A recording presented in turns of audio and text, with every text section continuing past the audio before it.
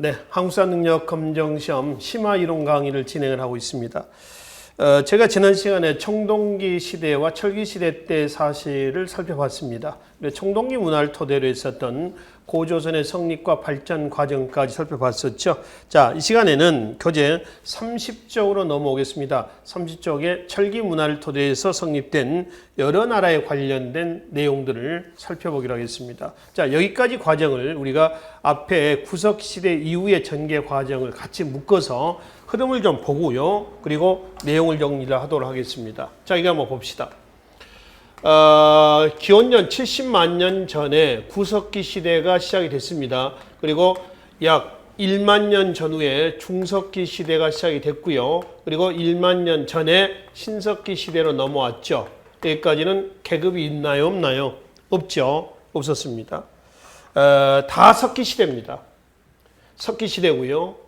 구, 중, 신 하는 것은 석기 다듬는 정도를 가지고 난다. 이렇게 말씀을 드렸습니다. 그럼 이제 신석기 다음에 이제 어디로 오죠? 청동기 시대로 넘어옵니다. 이 청동기는 북방계통의 청동의 영향을 받았다라고 말씀을 드렸죠. 그리고 청동기 이후에 기원전 5세기 때에 중국 전국 시대 때의 철기가 본격적으로 우리나라로 들어왔습니다. 위만의 역할에서 우리가 말씀을 드렸죠. 위만의 역할에서. 자, 그러면 여기서요. 이 청동기 문화 우리나라에 들어온 것이 기원전 20세기예요. 이 청동기 문화를 토대로 해서 북쪽에서 성립됐던 최초의 국가가 어디였다? 고조선이었다. 단군조선을 지금 얘기를 하고 있단 말이에요. 그렇죠? 고조선의 남방 한계선이 어디냐 그러면은 임진강이에요. 임진강. 임진강까지 얘기하고요. 그 밑에는 어디가 나왔냐 그러면은 바로 진이란 나라가 있었습니다.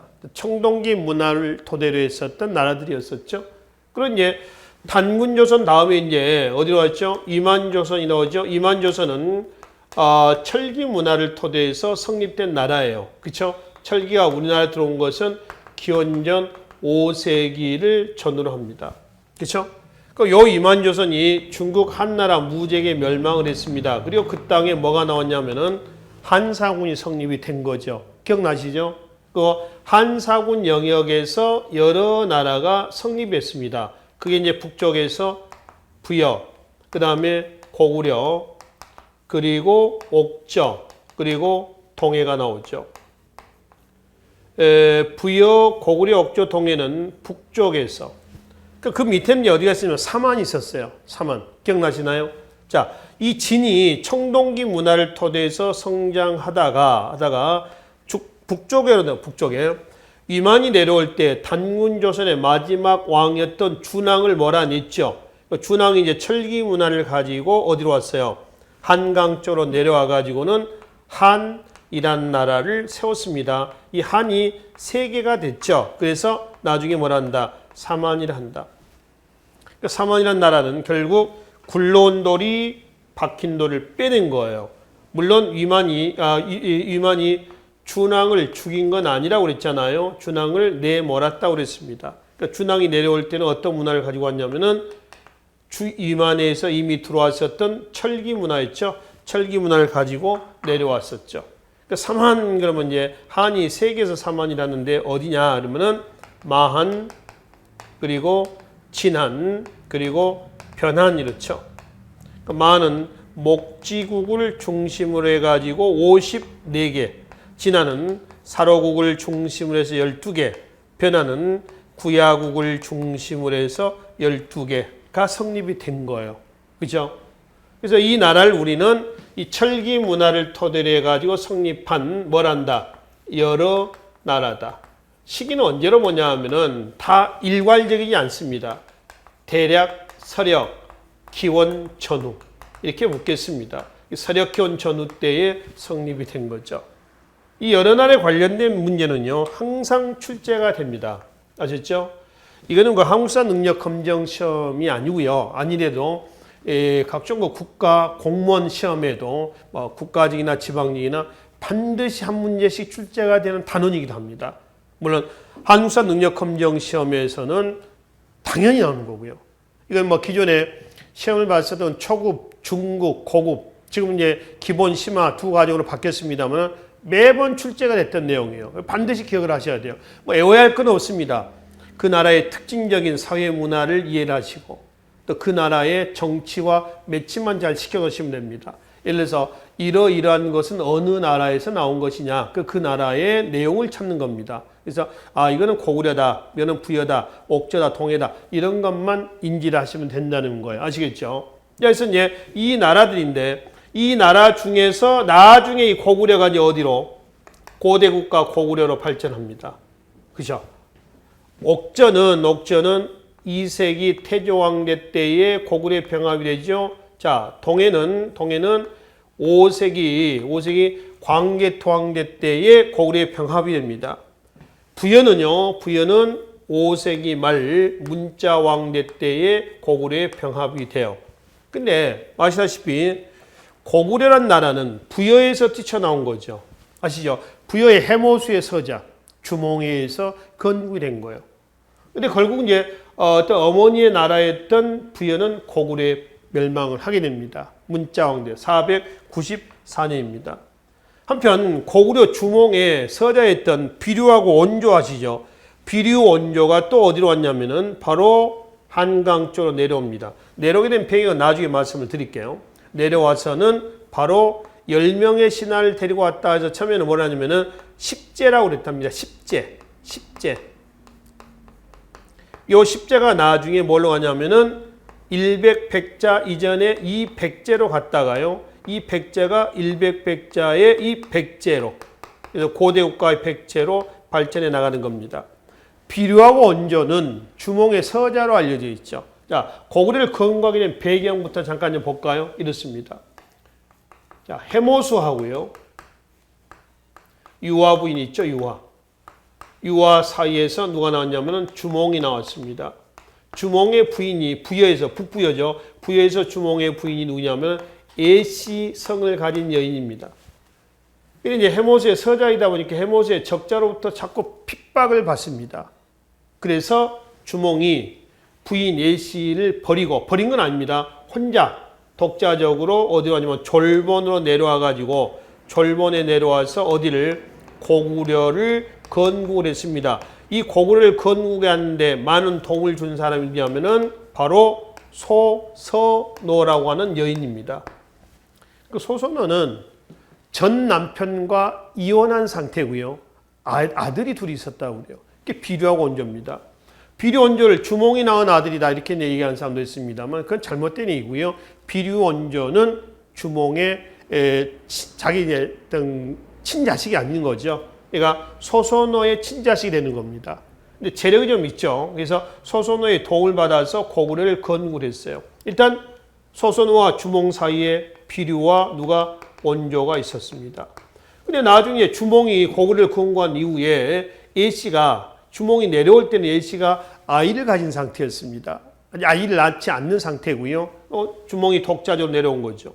고구려를 건국한 이후에 애씨가 아들을 낳았어요. 그 아들이 누구냐면은 유리예요, 유리. 그래서 아버지를 찾아서 와서 주몽이 유리에게 힘을 실어주자 비류 원조 소선호가 이제 여기서 밀려난 거죠. 권력 싸움에서 밀려나는 겁니다. 그래서 얘네들이 어디로 왔어요? 바로 비류 원조 소선호가 한강 쪽으로 내려왔습니다. 내려와서 십제라는 나라를 건국했다. 이 십제입니다. 요 십제가 되는 거죠. 그리고 이제 비류는 미추홀, 인천으로 갔고요. 그다음에 원조가 지금의 서울의 한성 쪽에 이제 자리를 잡습니다. 이때 아직은 누가 있었어요?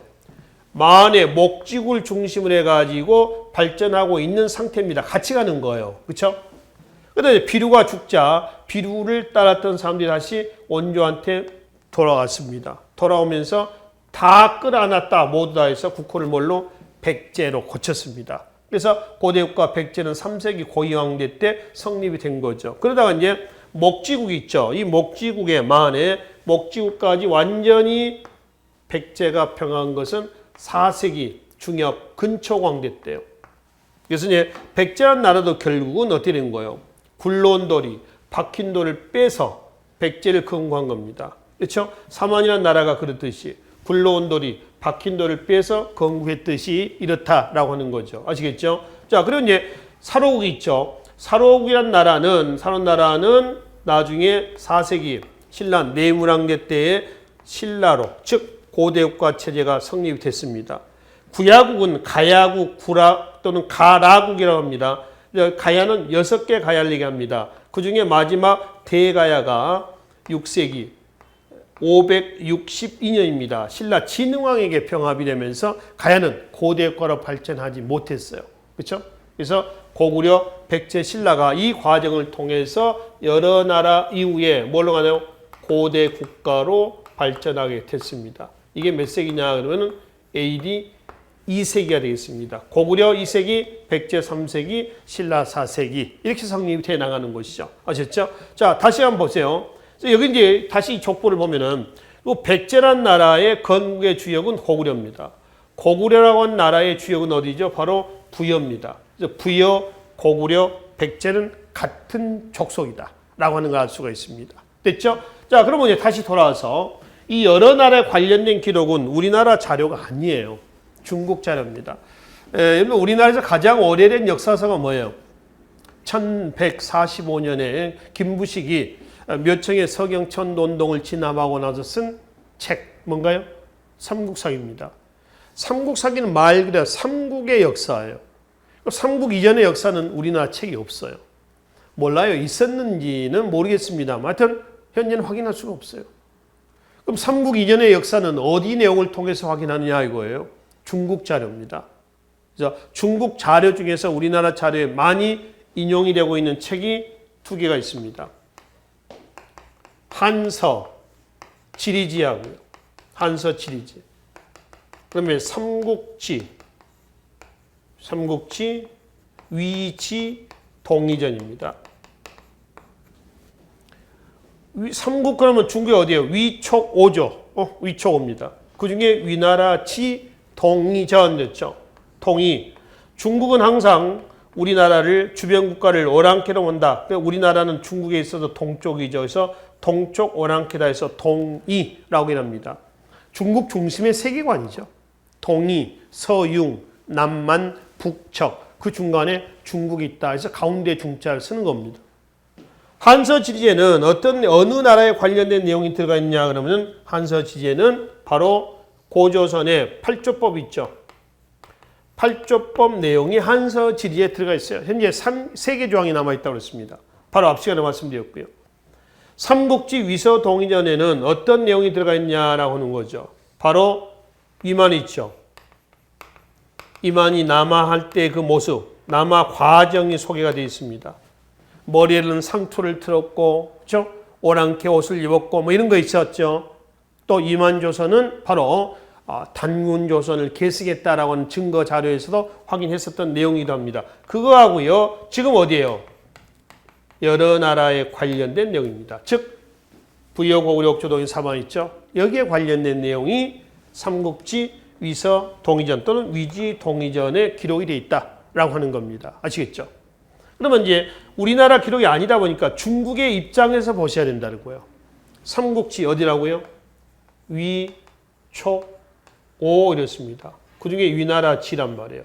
촉, 오. 뭐 알겠습니다만 위, 촉, 오는 서로 뭐예요? 상극관계입니다. 상극관계죠. 그 중에 위나라 입장에서 염리를 하시는데요. 그러니까 이 책의 어떤 역사적인 사실을 이해할 때는 이 나라 기록한 사람의 입장에서 이해를 하셔야 돼요. 자, 한 예를 들면은 부여하고요, 고구려가 있는데요. 이 삼국지 위서 동의전에 보면은 부여는 굉장히 긍정적으로 서술해놨습니다. 부여는. 근데 고구려는 어때요? 굉장히 부정적으로 서술합니다. 그거는 위나라고 고구려는 어떤 관계였다? 대립관계였다는 거죠. 그리고 위나라는 부여하고 어떤 친선관계였다는 걸 알 수가 있어요. 자, 한번 봅시다. 부여 좀 봐봐요. 부여에 관련된 내용들 보시면은 부여가 되는 다음 장 31쪽에 삼국지 위서 동의전 부여전에 가지고 나와 있는 부분이 있죠. 한 예만 좀 들어봅시다. 첫째 줄, 두 번째 줄 맨 뒤에 봐봐요. 사람들 체격이 매우 크고 성품이 강직 용맹하며 근엄하고 후덕하여 다른 나라를 노략질하지 않았다. 굉장히 좋게 본 겁니다. 근데 한 장을 좀 넘겨보실래요? 고구려 마지막 자료 봐봐요. 고구려 뒤에 32쪽에 보시면은 고구려에 관련된 거기에 둘째 줄 봐봐요. 좋은 밭이 없어서 힘들어 일구어도 배를 채우기는 부족했다. 사람들의 성품은 흉악하고 포악하여 노략질하기를 좋아했다. 굉장히 부정적으로 서술해놨습니다. 그러니까 고구려에 나중에 보겠습니다만 고구려 발전 과정에서 고구려는 이 상황을 타개하기 위해서 오와 손을 잡으면서 위나라를 견제하는 겁니다. 그렇죠?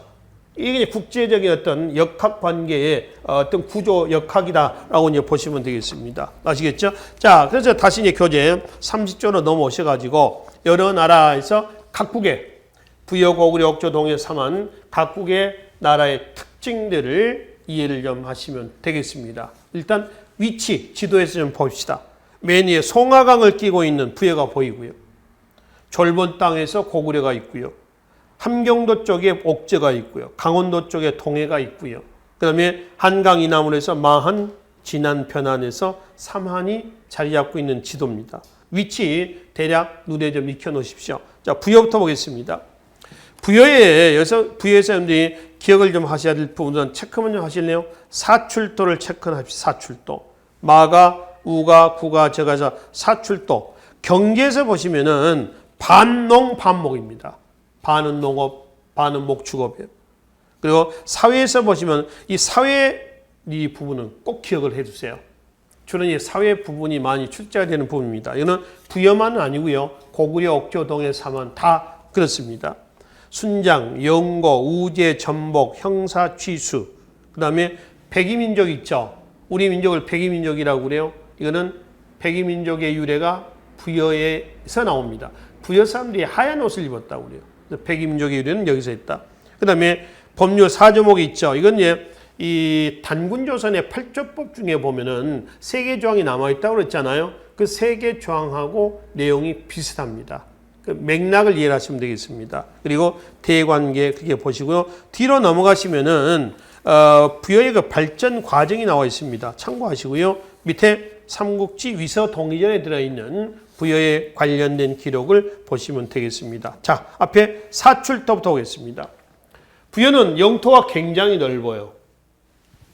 그러니까 왕권이 미약했기 때문에 각 지역까지 왕의 손이 미치지 못합니다. 그래서 중앙은 왕이 다스리고 멀리 있는 곳은 족장들에게 땅을 분봉을 해줍니다. 그 족장들 보면은 뒤에 가자, 가. 대가라고 그랬어요. 뒤에 가자가 붙어 있는 사람들은 다 족장들 얘기합니다. 족장. 아시겠죠? 특히 이제 부에서는 마가, 우가, 구가, 저가에서 말, 소, 돼지, 개 이런 명칭이 있습니다. 목축 경제하고도 관련이 되어 있어요. 아시겠죠?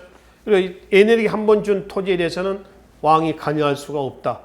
한 번 준 땅에 대해서는 그냥 완전한 지방 분권 형태가 되는 것이죠. 그 다음에 가들은 왕을 추대하거나 흉년이 들면은 왕에게 책임을 묻기도 했었습니다. 그러니까 왕권은 강했다, 약했다, 약했다. 라는 얘기입니다. 왕이 있으면은 그래서 마가, 우가, 구가, 저가 각각 독립되어 있는 이런 형태로 본다는 겁니다. 그래서 왕은 있으되 왕권은 그닥 강하지 못하고 미약했다라고 하는 것을 알 수가 있습니다. 그렇죠? 자, 경제에서 보는 반농, 반목이라고 했습니다. 반은 농업, 반은 목축업인데 주로는 목축업이 주가 됩니다. 말, 모피, 그리고 주옥, 특히 말과 모피는 목축과 관련된 용어가 되어 있습니다. 자, 사회에서 순장이 있습니다. 순장은 왕이 죽거나 부족장이 죽으면은 뭐 가축이라든가 식솔들이라든가 노비를 같이 묻는 거죠. 순장은 참고로 6세기 초 신라 치징왕래 때 금지를 하게 됩니다. 그리고 연고가 있죠. 12월의 연고입니다. 수렵 사회의 전통이 반영되어 있는데요. 왼쪽에 보충 설명 좀 보세요. 제천 행사가 있습니다. 연맹국가의 제천 행사가 다 나오죠. 이 제천 행사는 하늘에 제사를 지낸다라는 얘기죠. 자, 제천. 하늘에 제사를 지내는 걸 제천이라고 그래요. 그렇죠? 이거를 다른 말로 뭐냐면은 초제라고도 합니다. 초제 또는 제천. 그렇죠? 왜 하늘에 제사를 지내느냐? 농경과 관련되어 있습니다. 그래서 밑에 봅시다. 농사의 풍요를 기원하고, 두 번째, 부족의 단결 강화 및 부족장의 권위를 강화할 목적으로 하늘을 숭배하고 제사하는 의식이다 그랬습니다. 그러니까 일종의 회식하는 겁니다. 이 회식을 누가 시켜주는 거예요? 부족장이 시켜주는 겁니다. 그래서 이 회식을 통해서 부족장의 권위도 강화하고 부족원의 또 단결, 또 단합대하는 거 아닙니까? 이런 기능도 가지고 있다. 이 회식이 말이죠. 이 제철 행사가 하루에서 끝나는 게 아니에요. 며칠씩 합니다. 몇 날 며칠씩 먹고 마시고. 그래서 삼국지 위서 동의 전에는요, 우리 민족은 춤과 노래를 좋아했다. 이렇게 얘기를 한단 말이에요. 그런 기록도 나옵니다. 근데 다 농경과 관련돼 있는데 부여의 연고는 몇 월이요? 12월입니다. 12월은 눈이 펄펄 내릴 때예요. 이때 뭐 추수할 일이 있습니까? 이거는 농업보다는 뭐와 수렵 사회 문화가 반일했다는 거죠. 그러니까 사냥을 나갈 때 이 제철 행사를 통해서 많이 잡혀주기를 기원하는 주술적인 그런 의미가 담겨져 있다는 걸 알 수가 있단 말이에요. 자, 계속 봅시다. 그 다음에 나머지 나라도 있죠. 뭐 고구려의 동맹이라든가 또는 부여의 동해의 무천이라든가 삼안의 계절제 전부의 농경과 관련이 되어 있어요. 여기는. 그 다음에 다시 우제전복이 있습니다. 소, 이 발굽 제자예요. 발굽을 가지고 전복, 점을 친다라고 하는 겁니다. 국가에서 큰 일이 있을 때 소를 잡아요. 잡아 죽였을 때 소 발굽이 벌어지죠. 발굽 제자 아닙니까? 그럼 불길하다. 붙어 있으면은 길하다. 점을 치는 겁니다. 그러니까 소가 흔해 빠져서는 건 아니죠. 그만큼 소를 중시했다는 걸 알 수가 있습니다. 그죠? 우제전복. 형사취수. 형이 죽으면 형수를 동생이 데리고 사는 겁니다. 이거는 뭐예요? 가부장적인 사회의 모습이기도 합니다. 형이 죽었을 때 재산이 형수 쪽으로 넘어가는 것을 막기 위해서 동생이 형수를 부인으로 삼는 거죠. 뭐 그런 면에 또 일부 다처의 모습도 확인해 볼 수가 있습니다. 그 다음에 은나라 탄력, 을력을 쓰고요. 흰 옷을 즐겨 입어서 우리가 백이민족이다 우리 민족을 얘기할 때 봐요. 바로 부여의 이 문화를 가지고 얘기한다는 것이죠. 한편 법률에서 보시면은 자, 살인자는 사형에 처하고 가족은 노비로 삼는다. 이거는 살인죄, 또 인명중시, 또 연자죄도 확인해 볼 수가 있죠. 도둑질한 자는 물건값의 12배를 배상한다 했죠. 절도죄가 있었습니다. 물건값의 12배, 일책 12법이라고 그래요. 이거 봐봐요. 보시면은 부여에 지금 나와 있는 일책 12법입니다. 고구려의 일책 12법 나옵니다. 백제 있죠. 같은 족속이라고 그랬습니다. 백제는 일책 2법이에요. 이것만 유의 좀 합시다. 부여, 고구려, 백제 율령은 다 달라요. 자, 부여하고 고구려는 일책 12법 12배입니다. 백제는 일책 2법이다. 즉 2배, 훔친 물건값의 2배를 배상한다라고 하는 거죠. 자, 그리고 이제 밑에 가늠한 자는 죽인다. 투기가 심한 부인은 죽인다라고 하는 것은 뭐예요? 역시 가부장적인 가족제도의 모습을 확인해 볼 수가 있습니다. 대관계에서 보면은 고구려하고 선비족하고는 뭐 했다? 대립하였다. 봐봐요. 부여하고 고구려는 어떤 관계일까요? 대립관계겠죠. 이런 관계입니다. 왜 졸본으로 주몽이 뛰쳐나와서 고구려를 거국했는가라고 하는 이 건국 배경을 이해하시면 돼요. 그렇죠? 대립관계예요. 그럼 이제 위나라고 부여하고 위나라는 친선관계라고 있습니다. 아까 말씀드렸죠? 보세요. 기록도 그렇게 돼 있단 말이에요. 그리고 거기서 보시면은 위나라 관국엄이 고구려를 침략했을 때 위나라의 군량이 얹어 있다. 즉 위나라 관국엄이 고구려를 쳐들어왔을 때 부여가 위나라의 군량미를 제공했다라고 하는 겁니다. 그러니까 힘의 역학관계를 우리가 그려볼 수가 있다라고 하는 거죠. 자, 뒤로 가겠습니다. 그 이제 31쪽 맨 위로 보시면은 보시죠.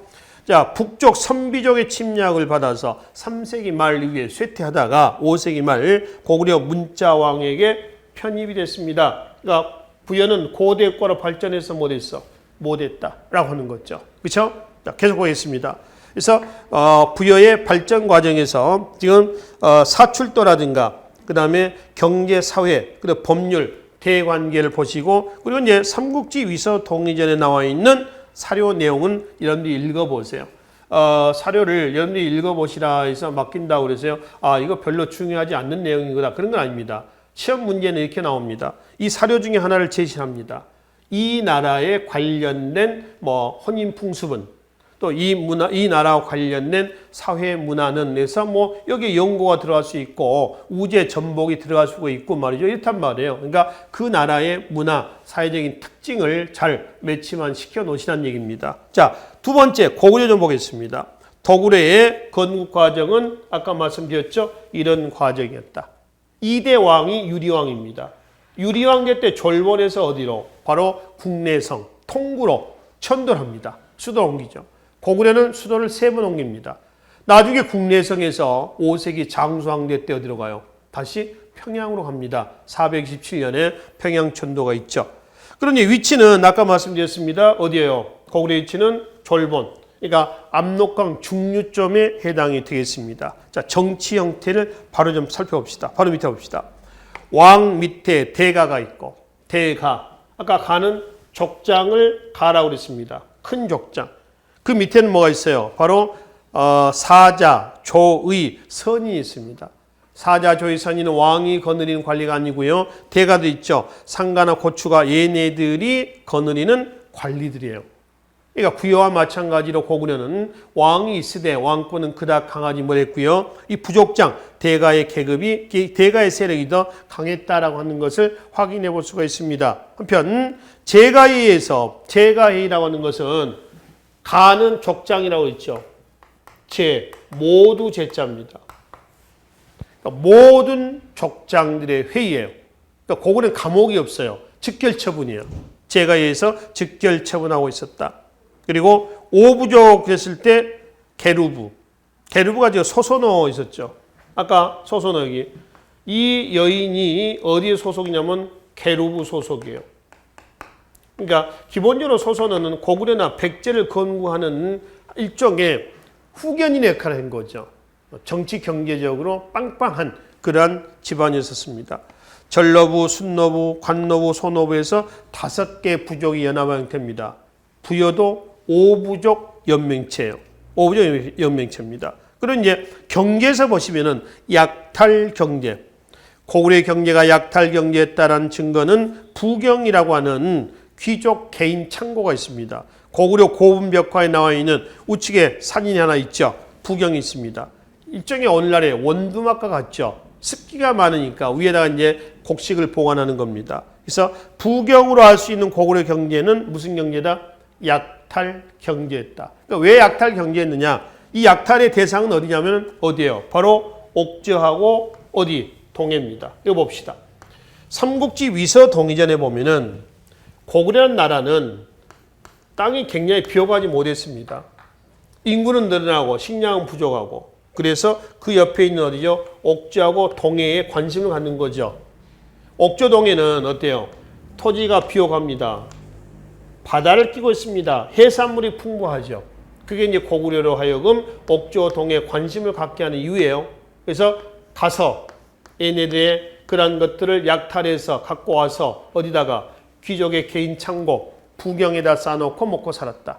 그래서 부경으로 할 수 있는 고구려 경제는 뭐다? 약탈 경제였었다라고 얘기한단 말이에요. 그렇죠? 그럼 옥저하고 동해 경제를 우선 잠깐 좀 보고 넘어갑시다. 먼저 봅시다. 자, 뒤에 옥저의 경제 봐봐요. 토지가 비호가 있으며 해산물이 풍부했다 했죠? 어물, 소금 이런 것들이죠. 이게 고스란히 어디로 이제 실어나는 갖다 바치는 고구려에 갖다 바치는 그런 결과를 초래했었습니다. 바로 밑에 옥저의 삼국지 위서 동의전의 사료 좀 보겠습니다. 자, 첫 번째 사료의 셋째 줄 봐봐요. 또 대가로 하여금 조세를 통괄 수납하여 맥, 포, 어, 해초류 등을 천리라되는 거리에서 짊어져 나르게 하고 또 동옥저의 미인을 보내게 하여 종이나 첩으로 삼았으니 그들을 동옥저 사람들 그들을 노복처럼 대우하였다 이랬습니다. 이런 부분들이 옥저의 경제 모습 그리고 고구려의 수탈당했던 모습을 확인해 볼 수 있는 내용들이 되겠습니다. 자, 뒷장에 봐봐요. 뒷장에 보시면은 동해의 경제를 먼저 봅시다. 33쪽의 맨 위에 동해의 경제입니다. 특산물로는 단궁, 활입니다. 과하마, 조랑말이죠. 그 다음에 반어피, 해표피예요. 바다 표범의 껍데기를 얘기합니다. 또 방직 기술이 발달해서 명주, 삼배 등이 생산됐다고 그랬죠. 일련의 이런 것들이에요. 이게 고구려의 눈에 띈 겁니다. 그래서 그걸 약탈해 와서 갖다 바치게 해서 먹고 살았다. 그래서 고구려 경제는 약탈 경제였다라고 얘기를 한단 말이에요. 아시겠죠? 다시 이제 앞으로 넘어오겠습니다. 넘어와서 32페이지 고구려의 내용을 마저 좀 보죠. 맨 위에 사회 보이면 사회 서옥제가 있습니다. 대릴사회제입니다. 자, 이 서자는요. 흑토 변자를 쓰기도 하고요. 서자입니다. 계집여변을 쓰기도 해서 이렇게 쓰기도 합니다. 사위에 사위. 사위 서자입니다. 김서방, 이서방, 박서방 이러죠. 그 사위란 뜻이요. 사위입니다. 사위의 집이다. 그래서 뭐라 그러죠? 서옥라고 얘기하는 것이죠. 그렇죠? 서옥제입니다. 이른바 그 노동력을 중시한 흔적이고요. 대릴사회제라고 얘기합니다. 혼인을 약속하면은 여자 집 뒤편에 집을 지어놓고 아이를 낳고 아이가 장성할 때까지 여자 집에 몸으로 때우는 겁니다. 그리고 아이가 장성하면은 식솔들을 데리고 다시 본가로 돌아가는 거죠. 이걸 뭐라고 그래요? 서옥제, 대릴사회제입니다. 그 다음에 부여하고 받은 형사취수제가 있죠. 그 다음에 10월에 동맹이라고 하는 게 제철 행사가 있고요. 동맹이라고 하는 제철 행사가 끝나면은 왕과 신하들은 국동대열에 가서 제사를 또 지냅니다. 국동대열은 나라의 동쪽에 있는 커다란 혈이라고 하는 건 뭐냐면은 구덩입니다. 동굴이죠, 동굴. 대혈, 큰 대자를 쓰는 것이죠. 그 다음에 주몽과 유아 부인을 조상신호 숭배합니다. 조상신호 숭배했던 것은 우리는 대대로 너네들을 뭐했다? 지배하고 있었다라고 하는 걸 보여주는 것이죠. 그리고 율령의 일책 12법이 있었죠. 훔친 물건값의 12배 배상. 그리고 점을 쳐서 일을 하는 점복이 있습니다. 점복은 부여에 뭐하고 비슷해요? 우제 점복하고도 비슷합니다. 뼈 조각들이 많이 나왔는데 뼈 조각에 점이 막 찍혀져 있는 거예요. 그래서 점을 가지고 점을 쳐서 어떤 일을 결정했다는 걸 알 수가 있습니다. 그리고 밑에 고구려에 관련된 사료 있죠. 반드시 읽어보시면 되겠습니다. 옥조 보겠습니다. 옥저하고 동해는 보세요. 옥조 동해는 이 나라인데요. 여러분들 좀 주의를 좀 하셔야 할 것이 청동기 문화를 토대했던 나라를 군장국가라고 얘기를 합니다. 군장국가라고 그래요. 이 철기 문화를 토대했던 나라들을 뭐냐면 연맹국가라고 그래요. 연맹국가 다음 단계는 뭐죠? 고대국가로 가는 거거든요. 그러면 이 여러 나라는 전부 다 뭐가 되는 거예요? 연맹국가가 되는 거예요. 아시겠죠? 근데 연맹국가인데 옥저하고 동해는 철기 문화를 토대로 했지만은 연맹국가가 아닙니다. 그리고 군장국가예요.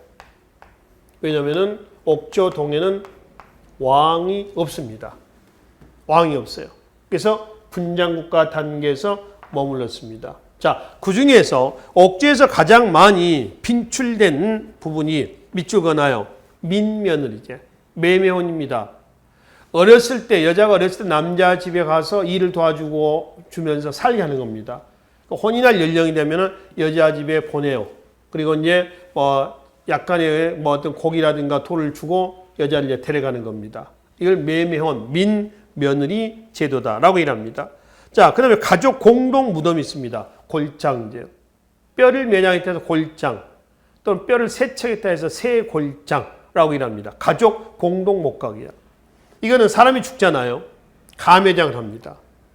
시체가 썩었죠. 그러면 이제 뼈만 추려서 목각에다가 모아놓는 거죠. 가족들의 등급 유골들 한꺼번에 모아놓습니다. 그래서 그 목각 앞에는 죽은 자의 양식으로서 쌀을 담은 항아리를 걸어놨었다. 이건 오늘날 우리가 제사 지내는 거하고 비슷한 이런 이제 풍습이 되겠습니다. 그래서 민며느리제, 가족 공동 목각 어디에요?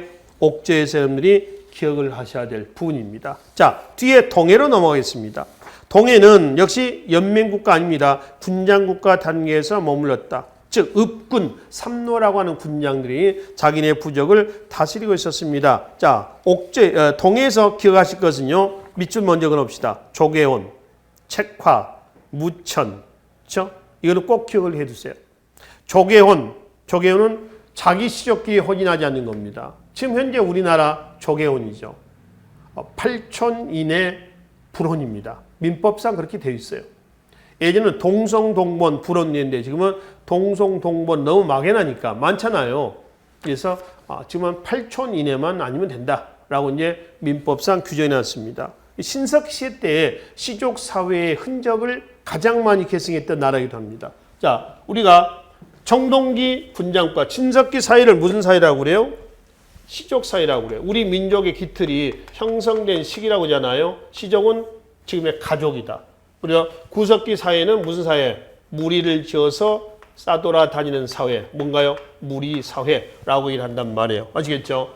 그러면 우리 민족의 기틀이 형성됐던 시족사의 흔적을 여러 나라에서 동해에서 가장 많이 계승했는데 뭐가 있느냐라고 하는 겁니다. 족외혼과 책화입니다. 책화라고 하는 것은 책임을 물어서 화를 준다, 벌을 준다는 겁니다. 책화라고요. 시족의 생활구역입니다. 여기 침범하면 돼? 안 돼. 요즘에 주거침입죄와 같은 거예요.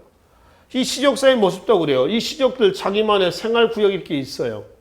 움집이 움집이다라고 하는 생활구역이 딱딱 있단 말이에요. A라는 사람 집, B라는 사람 집, C라는 사람 집. A가 B, C 아무 때나 들락날락하면 되겠어? 못하게 돼 있다는 거예요. 그게 묵시적으로 규정이 되어 있는 겁니다. 그러니까 여러 나라의 동해란 나라의 책화는 바로 아무 집이나 쳐들어갔을 때는 뭘로? 가축이라든가 뭐 등으로 배상을 한다는 겁니다. 책임을 지게 한다는 거죠. 그래서 시족사의 유풍, 시족사의 신석사입니다. 시족사의 유풍을 가장 많이 계승했던 나라는 여러 나라 중에서 어디예요? 동해입니다. 뭐가 있을까요? 책화와 조계온이 있었다라고 하는 거죠. 자, 계속 보겠습니다. 제천 행사로서 10월 무천이 있습니다. 거의 10월이죠. 옥조도요. 제천 행사가 있었던 걸로 보는데 확인할 수가 없어요. 왜냐하면 우리가 여러 나라에 관련된 기록은 우리나라 기록이 아니라고 그랬죠. 중국 기록이다 보니까 누락이 될 수도 있었을 거예요. 있었던 걸로 봅니다. 근데 아까 제천 행사에서 말씀드렸습니다만은 농경과 관련돼 있다. 그러니까 거의 10월달 아니면은 종자파종하는 5월달입니다. 삼안의 5월 수린날 10월 계절에 이러죠. 또 동해 무천이라든가 고구려 동맹이라든가 지금 동해 무천 다 10월이죠. 근데 12월 어디? 바로 이 부여는 12월입니다. 12월은 수확의 계절이 아니라 사냥 나가기 전에 하는 거죠. 그러니까 수렵 문화와 관련된 거고 나머지만 농경과 관련이 된 것이다 라고 말씀을 드린 거죠. 자, 계속 보겠습니다. 그러면 밑에 경계 부분은 아까 이제 우리가 고구려의 약탈 경계와 관련해서 이해를 하시면 되겠습니다. 그리고 밑에 사진. 동해 집터입니다. 철자와 여자 모양의 집터가 있죠. 여기서 이제 거주를 했고요. 여기 이제 집터가 이렇습니다. 담도 세울 거고 지붕도 만들었을 거예요. 밑에 모습이 그렇다는 거죠. 그리고 가족 중에 누가 죽죠. 그럼 이 집을 불태우거나 헐어버려요. 그래서 이제 옮깁니다. 어떤 안 좋은 기운을 없앤다라는 그런 의미가 반영이 된 것이죠. 그래서 가족이 죽으면 불태우고 이사를 하였다라고 하는 것이죠. 밑에 삼국지 위서 동의전에 나와 있는 동해 관련된 기록이 있습니다. 두 번째 뭘까요? 예의 풍성은 예는 동해입니다. 산천을 중요시하여 산과 냇가마다 구분이 있어 함부로 들어가지 않으며 이를 어기면 우마로 패상하였다. 소나말로 패상하였다라고 되어 있습니다. 아시죠? 이 부분이 책화에 관련된 부분이 된다라고 하는 것이죠. 그 다음에 삼한 좀 보겠습니다. 어디에요? 마한, 진한, 변한입니다. 그 중에 삼한 중에 가장 우두머리는 마한의 어디다? 그 중에서도 목지국이 주축이었었다라고 하는 겁니다. 자, 정치 형태에서 체크하겠습니다. 재정일치예요? 재정분리예요? 재정분리입니다. 주의하실 것은 고조선에 있죠. 이 고조선 재정일치, 재정분리, 재정일치, 삼한, 재정일치, 재정분리, 재정분리 이렇습니다. 제사와 정치가 일치가 됐다라고 하는 것은 단군 왕검이라는 칭호에서 확인하고요. 제사와 정치가 분리됐다라고 하는 것은 소도에서 확인해 볼 수가 있습니다. 소도. 천군이 제사를 주관하는 특수행정 구역입니다. 요즘 같으면은 명동성당이나 또는 서울의 종로에 있는 조계사라든가 이런 정도의 기능을 수행했던 것이 소도였던 것이죠. 그래서 이제 내려왔던 준왕이 철기 문화를 가지고 내려왔다고 그러잖아요. 내려왔던 이 세력들이 뭘 하고 정치를 담당하고 토착, 진 있죠. 얘네들은 뭐를 제사를 주관하고 어디에서 소도라고 하는 곳에서 제사를 주관합니다. 그래서 제사와 정치가 분리가 됐다. 나눠져 있다라고 하는 겁니다. 그래서 재정일치 그러면은 고조선, 재정분리 그러면 어디만? 바로 삼합만 기억을 좀 해 두시라는 것이죠. 그래서 밑에 천군이 다스리는 특수행정 구역이며 이 구역은 군장의 세력이 미치지 못하여 죄인이라도 도망을 해서 이곳에 숨어 제사에 참여하면 처벌하지 못했다. 그래서 소도의 기능은 신구 문화의 충돌과 사회적 갈등을 완화하는 역할도 했다. 그럼 신구 문화는 뭐냐 이거예요. 보세요. 내려왔던 세력이 있죠. 준왕을 중심으로 해서 내려왔던 이 세력이 신세력이에요. 신세력. 새로운 세력이고요. 토착 얘네 있죠. 얘네 뭐가 되죠? 구세력입니다. 그래서 이 두 세력 간의 갈등을 완화시켜주는 일종의 완충지대 역할을 했던 것이 바로 뭐였다? 이게 소도였다라고 하는 겁니다. 그래서 정치 형태에서 대족장과 소족장의 명칭이 나와 있죠. 대족장을 뭐라고 그래요? 신지, 견지, 소족장을 불의읍차. 대소족장의 구분 기준은 뭐예요? 물 관리권입니다. 누가 물의 관리권을 많이 갖고 있느냐에 따라서 대족장, 소족장 구분한다라고 하는 것이죠. 그러니까 물과 관련된 삼안의 경제 모습을 이해를 하시면 되겠습니다. 바로 밑에 저수지 있죠. 저수지와 관련된 경제는 뭐예요? 표농사죠. 김제, 벽골제, 또 제천 의림지, 또 상주 공검지, 밀양 수산제, 대성, 의성, 대제지 등에서 이러한 저수지들이 많이 만들어졌습니다.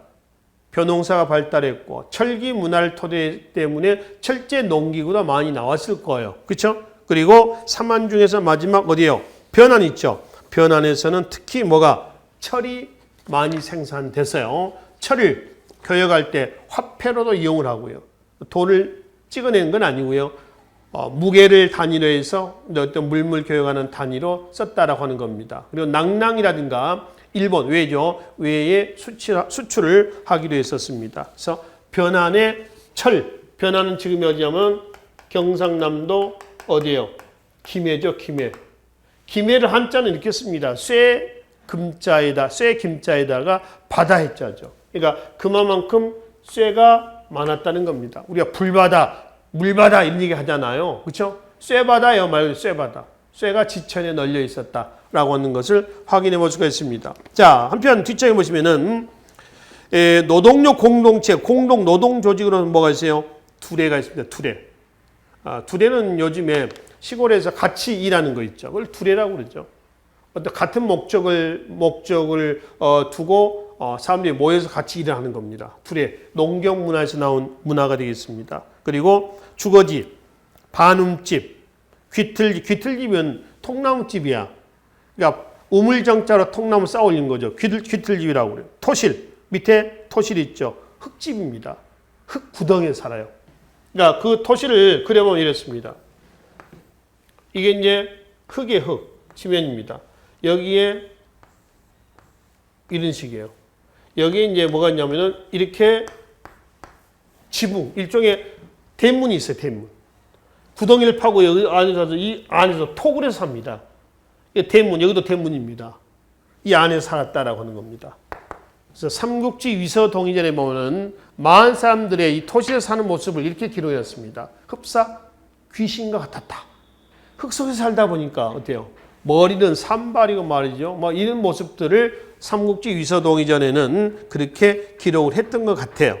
자, 제천 행사로서 5월 수린날 10월 계절됩니다. 5월 수린날 지금이 뭐예요? 단오입니다.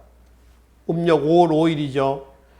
강릉 단오제는 유네스코 세계 무형문화유산에 등재가 되기도 했습니다. 단오 행사는 왜 하나요? 단오는 기풍제입니다.